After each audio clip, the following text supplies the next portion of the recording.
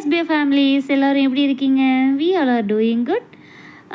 இன்றைக்கி சார் வந்து என்ன அப்டேஷன் கொடுத்துருக்காங்க அப்படிங்கிறத பற்றி பார்க்கலாமா? இத்தனை நாள் நம்ம எல்லாருமே டாஸ்க் வந்து கம்ப்ளீட் பண்ணிட்டு தான் வந்தோம். ஓகேவா?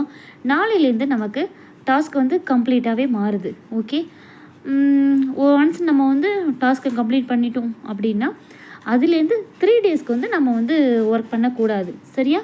இதில் நீங்கள் கிளியராக இருங்க. சரியா? நாளைக்கு வேறு டாஸ்க் வரும். அதில் வீடியோ இன்ஸ்ட்ரக்ஷன் எல்லாமே நமக்கு வந்து சார் வந்து கொடுத்துருவாங்க. சரியா? ஆல்ரெடி நீங்கள் பண்ணவங்களுமே இந்த டாஸ்க்கை நீங்கள் பண்ணலாம். சரியா? இன்றைக்கி பண்ணவங்க, நேற்று டாஸ்க்கு கம்ப்ளீட் பண்ணவங்க, இவங்களாம் வந்து மறுபடியும் 3 டேஸ் உங்களுக்கு கேப். ஓகேவா? 3 டேஸ் கழிச்சு தான் உங்களால் டாஸ்க்கை நீங்கள் கம்ப்ளீட் பண்ண முடியும். இதில் எல்லாருமே கிளியராக இருங்க.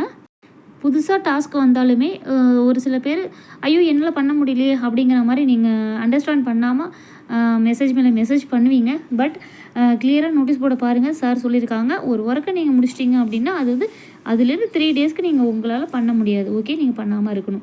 அதுக்கப்புறம் புதுசாக நம்மளுக்கு வந்து டாஸ்க் வரும்போது அதை நம்ம வந்து இன்ஸ்ட்ரக்ஷன்லாம் ஃபாலோ பண்ணிவிட்டு அதுக்கப்புறமா நம்ம புதுசாக நம்ம அந்தந்த டாஸ்க்கை நம்ம கம்ப்ளீட் பண்ணிக்கலாம். சரியா? நீங்கள் இதில் வந்து கன்ஃபியூஷன் ஆகிக்காதீங்க. யாரெல்லாம் ரீஃபண்டுக்கு அப்ளை பண்ணியிருந்தீங்களோ அவங்களுக்குலாம் வந்து முக்கால்வாசி ரீஃபண்ட் போயிடுச்சு, மெயில் போயிடுச்சு. ஓகேவா? இன்னும் ஒரு 10% பீப்புளுக்கு மட்டும்தான் இன்னும் மெயில் போகல. ஓகேவா? என்ன ரீசன் அப்படின்னா அவங்களுக்குலாம் வந்து இன்னும் வெரிஃபிகேஷன் கம்ப்ளீட் ஆகலை.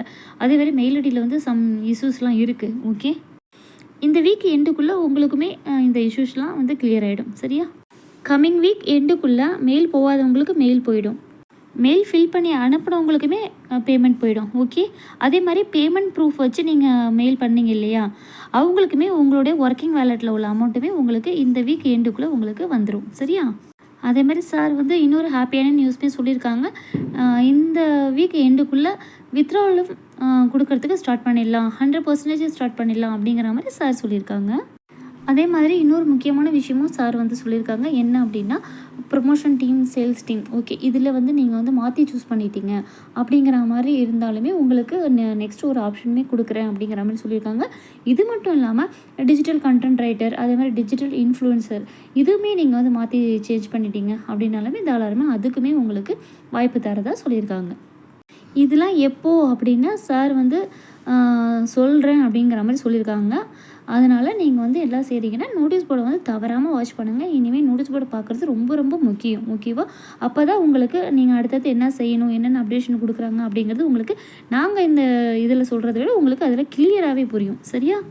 அதே மாதிரி பிளாக்கில் உள்ளவங்களும் வந்து நாங்கள் ஐடி ஆக்டிவேஷன் பண்ணியிருக்கோம் அப்படிங்கிறவங்களும் எனக்கு ரீஃபண்டபிள் டீம் அப்படிங்கிற மாதிரி எனக்கு ஷோ ஆகுது அப்படிங்கிறவங்களுக்குமே இந்த வீக்கில் வந்து உங்களுக்கு சொல்யூஷன் கிடைக்கும். சரியா? அதே மாதிரி உங்களோட ஐடி வந்து சஸ்பெண்டில் இருக்குது, ரெக்வஸ்ட் கொடுத்துருக்கேன் அப்படின்னு சொல்கிறவங்களுக்குமே இந்த வீக் எண்டில் வந்து கிளியர் பண்ணிவிடுவாங்க.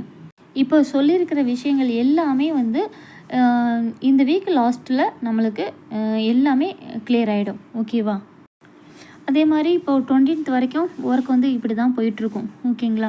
அதுக்கப்புறமா தான் நம்மளுக்கு வந்து எந்தெந்த கேட்டகரி அப்படிங்கிற மாதிரி பிரித்து கொடுப்பாங்க.